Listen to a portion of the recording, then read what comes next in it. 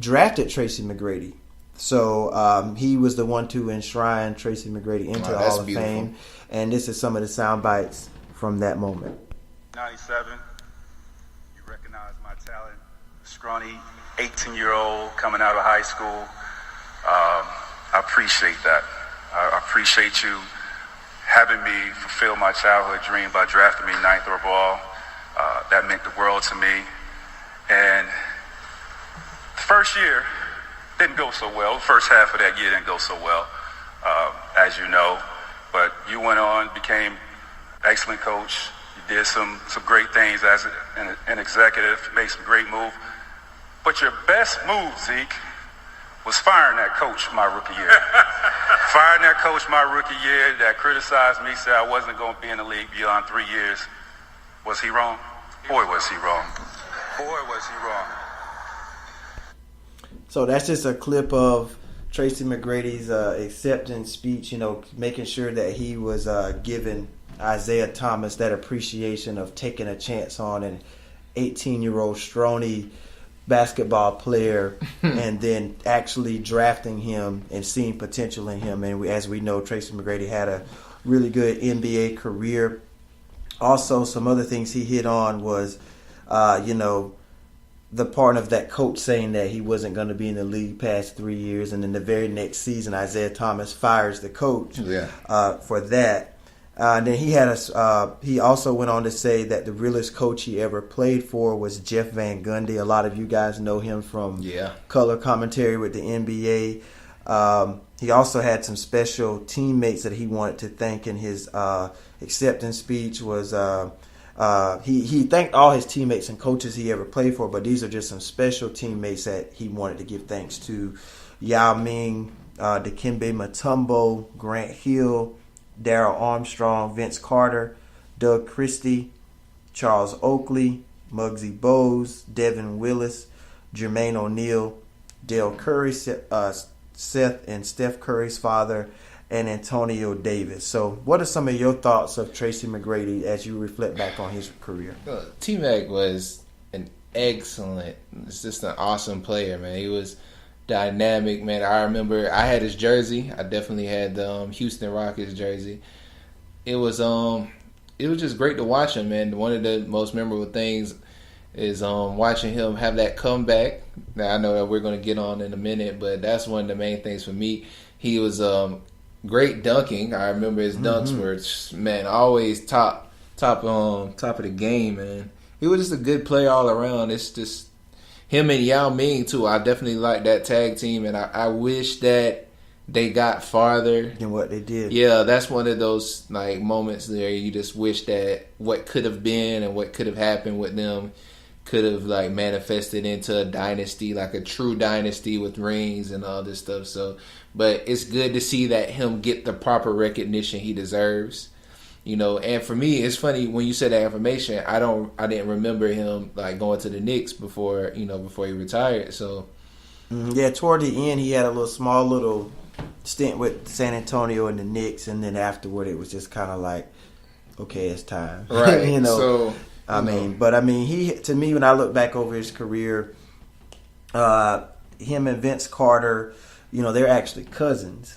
I did not know that. Like somewhere down the line, their family, they're not like first cousins. I think it's like second or third cousins. Right. And then I remember him playing for the Raptors for a little while, but he really splashed on the scene when he went to Orlando. He really kind of put him on the map after the whole Orlando was probably like in a rebuilding stage after Shaq had left to go to the Lakers, and then Penny Hardaway and left or whatever. So Orlando was just trying to rebuild. Actually Doc Rivers coached him in Orlando, so they did some good things there. Okay.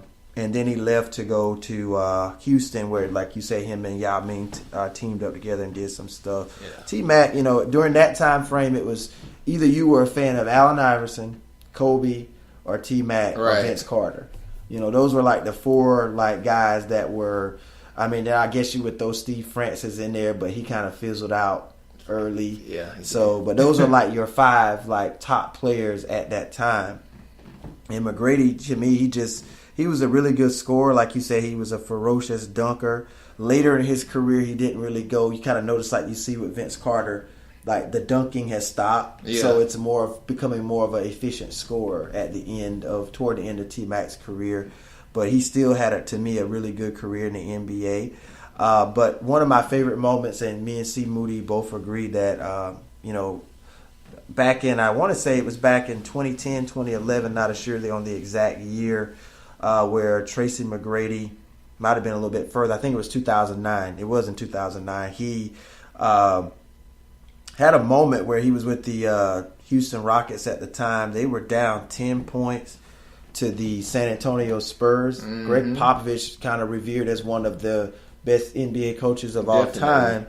And to have a 10-point lead with 35 seconds, you would think, okay, the Spurs, they got this. This is over. They're one of the more fundamental, efficient teams. But T-Mac had other plans on that night. And we're going to let you listen at a little clip of how he was able to score 13 points in 35 seconds to lead the Houston Rockets to their win. That play, correct, out of the timeout. And Popovich obviously upset with Manu. Here's McGrady for three. And the Spurs now lead by 7. Rockets looking for a quick shot. Bowen is all over McGrady. Foul is picked up. Is a potential 4-point run. Tracy McGrady from downtown. And Tim Duncan could not get out of the way. Barrett can't find anybody. They have no timeouts remaining. Finally gets it in to McGrady. McGrady over Bowen for yes! Yes! Tracy McGrady gets it in. Kevin Braun lost it. Here comes McGrady. No timeouts remaining. McGrady for the win. Yes! 1.7 to go. San Antonio with no timeouts. Here's Parker on the Rockets. Steal a game for the Spurs. Tracy McGrady with an incredible point down the stretch. And the big thing that really made that moment really good for me, Marv Albert is, like, to me, one of the best NBA commentators with the yes and the yes. He's just so good. He makes those high stake moments even better. But that was one of the most amazing things I've ever seen, especially against the Spurs. Like, I understand against the Hornets or any other team, but the Spurs, who's just known for that. Yeah, their dominance, and that happened. True. That was pretty cool for me. Definitely, like you said, with the Spurs being, like, the Spurs is virtually the Patriots of the NBA. As much as I don't want to reference the Patriots, but they are just a consistently dominant team, which they have, once again, arguably the best coach of the NBA history with Greg Popovich. So for him to just turn it around on his own against that caliber of a team, like I said, is phenomenal.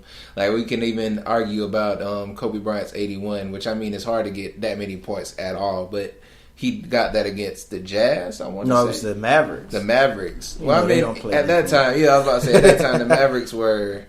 No, I'm thinking of his last game, the 60 he got against the Jazz. The 60 was against the Jazz, okay. You're right. Yeah, but the Mavericks, when he got his 81, I mean, that wasn't anywhere of a quality defense as the Spurs should have been against T-Mac. And for him to do that in 35 seconds, get that many points, I mean, come back from 10 and win the game. Mm-hmm. Yeah, it's phenomenal. That was huge. So, I mean, big ups to and congratulations to Tracy McGrady making the NBA Hall of Fame. In other NBA news, this puts me in a ecstatic, I mean, just fantastic, great overall mood for the rest of the week. I mean, we just learned on yesterday that the Black Mamba, Kobe Bryant, is going to be retiring both number 8 and 24 Two jerseys. December. 2 jerseys. One more time. Yeah, got to give Kobe the props. Yeah. What do you think about that? I'm going to ask you a question after this, but like I said, Kobe deserves it. I mean, 5 rings in a stellar career. Like, his entire career was just awesome. Even in the stint of his last, few years with the Lakers going downhill, Kobe was still his top performer. He was still the best Kobe he could be. Mm-hmm. And so, I mean, all around, he had just all around great performances, even from having Shaq with his...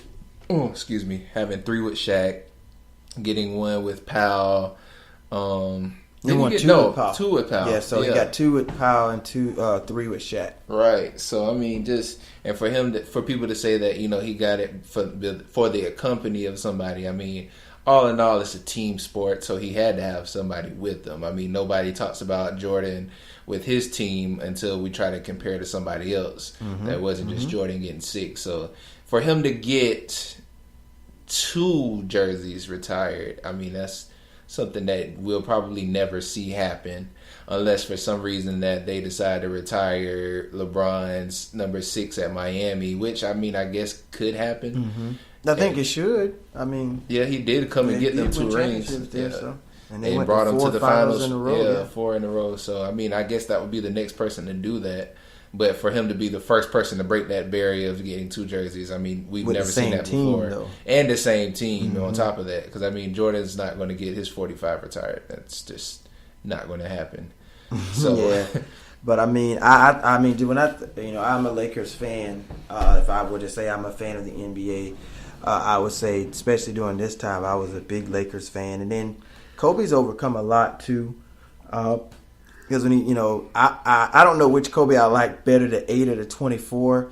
To me, the 24 was more of that assassin. Like, that's when he became the Mamba. Because this is me on my own without Shaq. I'm going to show the world that I can do this, on my own. He was killer with Shaq too, but that was more. I felt like at that time the team was built around Shaq as opposed to it being built around Kobe. Yeah. So then the whole thing with Kobe and the rape thing, he did overcome that. And then him and Shaq, they said he ran Shaq out of town, but him and Shaq have rectified those differences over the years. They did make rap disses on each other. Yeah, they did. I mean, but Kobe, I guess he didn't want to be in someone else's shadow at that point. And Shaq went on to win a championship with the Heat. So, and but Kobe wanted to. This is my team. This is my arena. This is my Los Angeles Lakers. Exactly. So I think he. When they continue, it was a struggle without Shaq the first couple of years. Yeah, they ran into those Steve Nash Phoenix Suns team that I'm pretty sure CJ. Oh yes, was a big Steve Nash fan there. Definitely. They got to the playoffs a couple of times, but just could never push through. And then when they made the big trade for Paul Gasol, that really elevated them with Phil Jackson coming back to coach them. Then that really.